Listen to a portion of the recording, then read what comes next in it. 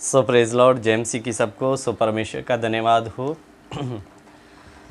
आज के एक बार फिर से सुंदर समय के लिए और आप सबको मेरी ओर से जेएमसी की। विषय में जाने से पहले आप हमारे चैनल जानिए वचन की सच्चाई को सब्सक्राइब करें, बेल के आइकन को दबाएं ताकि जब भी कोई नया विषय या नई क्लास लेकर आया जाए तो उसका नोटिफिकेशन आपको तुरंत मिलता रहे। मेरे प्यारों, ज़्यादा समय ना लेते हुए हम अपने विषय में हैं। आज का विषय बहुत सारे लोग आप में से समझ गए होंगे। पौलुस ने पतरस को लगाई फिटकार कि तुम सुसमाचार वचन की सच्चाई के अनुसार सीधी चाल नहीं चलता। मेरे प्यारों, सोचने को आप लोगों के दिमाग में आएगा कि पौलुस ने ऐसा पतरस को क्यों कहा, जबकि पतरस इतना बड़ा परमेश्वर का सेवक है बाइबल के अनुसार। बाइबल में मेरे प्यारों ध्यान देकर सुनना, परमेश्वर और परमेश्वर के दास भी इस बात को जानते हैं कि वचन के बाहर कुछ भी नहीं है। वचन के अंदर रहकर ही एक व्यक्ति परमेश्वर के पास पहुंच सकता है और एक विश्वासी का जीवन सिद्ध हो सकता है। लेकिन चलते चलते चलते थोड़ा सा, ज़्यादा नहीं, थोड़ा सा गड़बड़ी जब पौलुस को पतरस के जीवन में दिखा तो उसने पतरस को फिटकार लगाई कि तुम वचन के अनुसार सीधी चाल नहीं चलते हो करके। घटना क्या थी, आइए हम देखते हैं। गलातियों की पत्री उसका 2 अध्याय उसका 11 वचन, ध्यान देकर सुनना तभी आपको वचन समझ आएगा। गलातियों की पत्री 2 अध्याय उसका 11 वचन। पर जब कैफा अंताकिया में आया तो मैंने उसके मुंह पर उसका सामना किया। इधर में पौलुस कहता, जब कैफा पतरस को ही कहा गया है। पतरस और कैफा दोनों का मतलब पत्थर होता है मेरे प्यारों। कैफा, आप में से कोई सुन के कंफ्यूज ना हो कि कैफा किसको कहा गया। कैफा पतरस का नाम है। और लिखा कि जब कैफा अंताकिया में आया तो मैंने उसके मुंह पर उसका सामना किया। पौलुस कहता, जब वो अंताकिया में आया तो मैंने उसके मुंह पर उसका सामना किया। इसका मतलब आप समझ गए होंगे सामना करना क्या होता है। क्योंकि वह दोषी ठहरा था। और आगे कहता, क्योंकि वो क्या ठहरा, दोषी ठहरा। कोई पाप, व्यभिचार, चोरी करने में नहीं, किस में, आगे आपको बात क्लियर हो जाएगी। इसलिए कि याकूब की ओर से कुछ लोगों के आने से पहले वह अन्य जातियों के साथ में खाया करता था। मेरे प्यारों, आपको पता है कि यहूदी लोगों का अन्य जातियों के साथ कोई लेन देन नहीं है, लेन देन नहीं था थोड़ा समय पहले, अभी भी नहीं है। जो मसीह के ऊपर विश्वास नहीं करते, आज भी जो यहूदी है, जो अभी तक मसीह में नहीं आए हैं, वो आज भी अन्य जातियों के साथ में ज़्यादा मेल मिलाप नहीं रखते हैं मेरे प्यारों। इधर में लिखा, इसलिए याकूब की ओर से कुछ लोगों के आने से पहले वह अन्य जातियों के साथ खाया करता था। तो बहुत सारे चेले यहूदी थे। यहूदियों का अन्य जातियों के साथ मेल मिलाप करना व्यवस्था के अनुसार बहुत ही मुश्किल था। लेकिन मसीह में आने के कारण चेलों को पता चल गया कि ये जो समाचार हमें मिला ये अन्य जातियों के भी लिए है। इसीलिए पौलुस अन्य जातियों के साथ में मेल मिलाप भी करता था।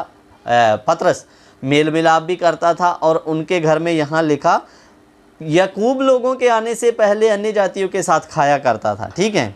परंतु जब वह आए तो खतना किए हुए लोगों के डर के मारे वह पीछे हट गया और किनारा करने लगा। देखिए इधर में पौलुस ने गड़बड़ी क्या की, पहले वो अन्य जातियों के साथ खा रहा है। जब याकूब, यानी कि चेलों में से, चेले बहुत सारे यहूदी हैं, और कुछ लोग जब याकूब के साथ वहाँ पर आए तो वो उन लोगों के कारण, जो यहूदी थे, जो खतना किए हुए थे, उनके डर के कारण अन्य जातियों में से हटने लगा, किनारा करने लगा कि कहीं ये यहूदी जो खतना किए हुए विश्वासी जहाँ लोग हैं, ये मुझे ना कहे कि तू अन्य जातियों के साथ क्यों खाता है, क्योंकि अन्य जातियों से यहूदियों का कोई मेल नहीं था। लेकिन मसीह में आने के कारण वो मेल हुआ। लेकिन अभी भी ये इसी डर में है कि कहीं यहूदी मुझे कह ना दे कि तू अन्य जातियों के घर में खाता और पीता है। इसलिए ये यहूदी लोगों के आने के कारण डर कर अन्य जातियों से किनारा करने लगा, परे होने लगा। उदाहरण के लिए मानकर चलिए कोई ब्राह्मण परिवार मसीह में आ गया और ब्राह्मण लोग दूसरी जाति वालों को हमेशा नीचा समझते हैं, उनसे कोई मेल मिलाप नहीं रखते हैं।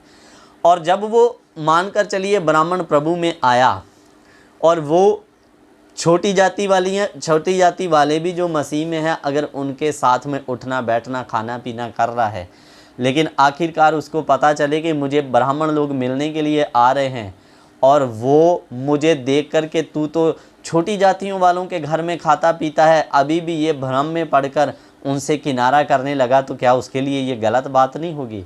मसीह के सत्य को जान लिया, लोगों के डर के कारण अभी भी वो अन्य जातियों से किनारा करने लगा कि कहीं मुझे यहूदी लोग बुरा भला ना सुनाएं करके किनारा करने लगा। उसके साथ 6 यहूदियों ने भी कपट किया और जो और भी उधर में यहूदी थे उनको भी लगा कहीं ऐसा ना हो जाए करके, उन्होंने भी ऐसा ही काम किया जो पतरस के साथ थे।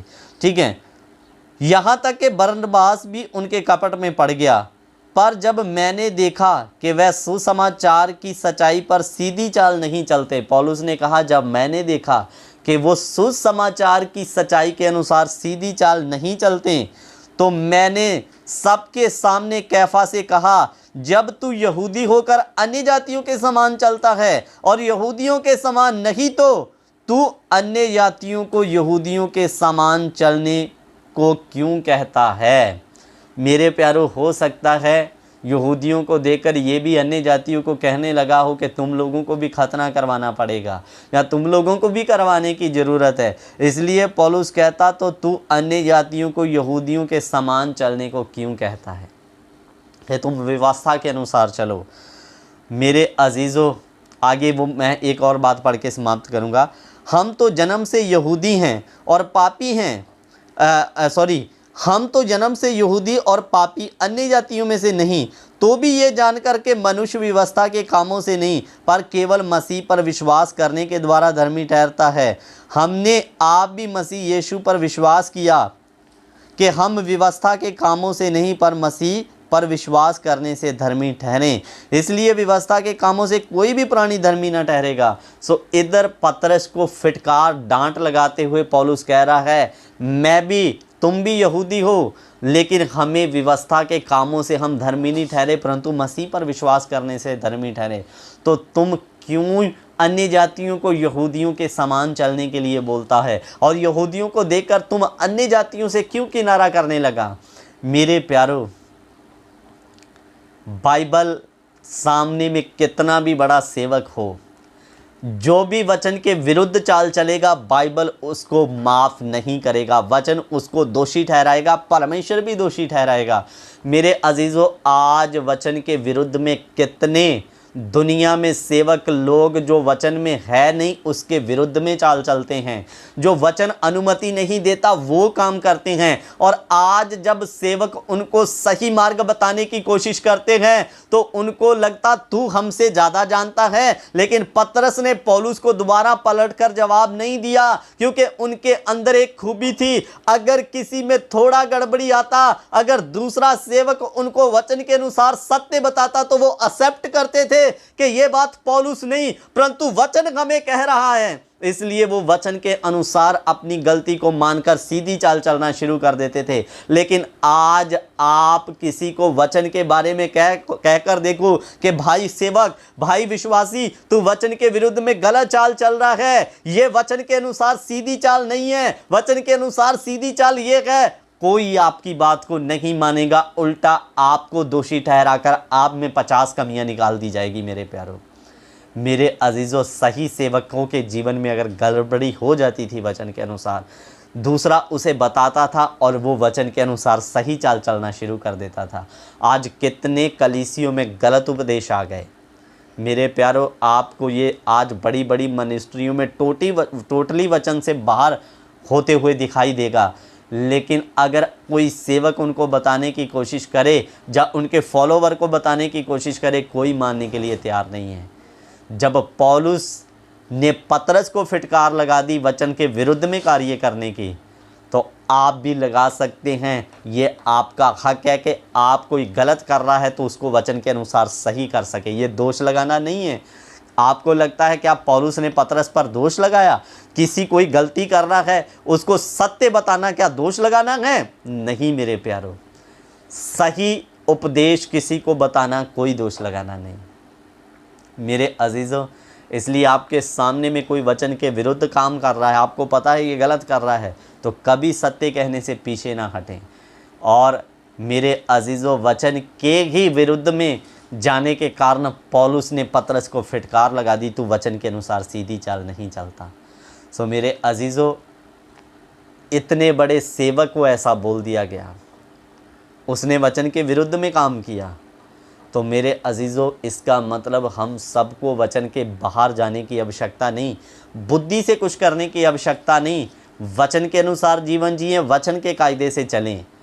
और मेरे प्यारों, बहुत सारे लोगों को लगता है, मैं लास्ट बात बोल के समाप्त कर रहा हूँ, मैं कई बार सुनता हूँ तुम पंजाब के हो, तुम अपने कल्चर से चलो, हम छत्तीसगढ़ से हैं, हम अपने कल्चर के हिसाब से चलेंगे। इधर पतरस भी तो यहूदी लोगों के समान लोगों को चलने के लिए बोल रहा था, लेकिन पौलुस ने डांट लगाया ना, क्योंकि हमें कोई रीति रिवाज या किसी कल्चर या देश की परंपरा के अनुसार नहीं, जब हम मसीह में अलग हो गए, हमें परमेश्वर ने अन्य जातियों में से चुनकर अलग कर लिया, उस कल्चर से चुन के अलग कर लिया। अब कल्चर के अनुसार नहीं, आपको परमेश्वर के वचन के अनुसार चलना है। अगर परमेश्वर का वचन कल्चर के विरुद्ध है तो आप उसमें कैसे रह सकते हैं?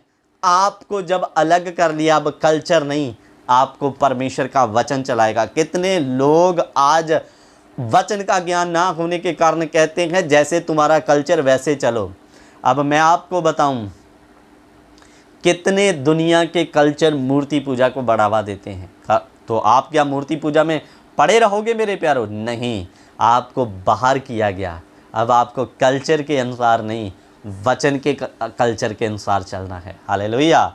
सो मेरे प्यारों, इधर पतरस को भी फिटकार लग गया कि तू वचन के अनुसार सीधी चाल नहीं चल रहा। इसलिए वचन के अनुसार सीधी चलना हम सब के लिए ज़रूरी है, सेवकों हमारे भी लिए और विश्वासियों हमारे भी लिए। वचन के अनुसार सेवा करें, वचन के अनुसार चले, वचन के बाहर कुछ भी नहीं। पतरस को फिटकार लग गया वचन के इधर उधर जाने के कारण। इसलिए मेरे अजीज़ों, वचन के अनुसार जीवन जिए। परमेश्वर इन वचनों के द्वारा आप सबको आशीष और बरकत दे। जय मसीह की। God bless.